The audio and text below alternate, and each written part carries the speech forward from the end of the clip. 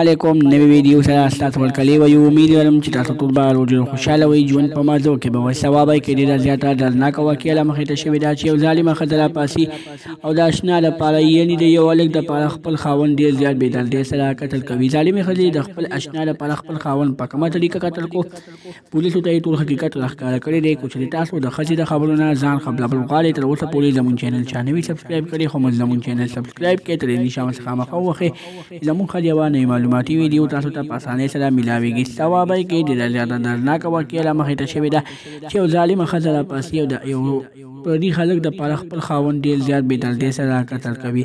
د ښځې د واده نه بعد 2 بچي شوي وو. د هغه 2 بچو باوجود هم ښځې یو هلک سره یارانه شروع کړه. د هغه یارانې ته داسې مقصد ته ورسېده چې خپل خاوند یې ډېر بې دردۍ سره قتل کړو. دوستانو ډېر زیات ظلم شوي. دغه ښځه پولیسو ګرفتاره کړې سره د اشنا سره ښځې خپل خاوند په تبر باندې والي، سر یې ورته په تبر نیم کړی او ډېر زیات بې دردۍ سره یې قتل کړی. پولیس وایي چې د دې تفتیش شروع دی چې ښځې داسې حرکت په څه وجه باندې کو، اشنا په وجه باندې وکړو که نه بله څه وجه وه.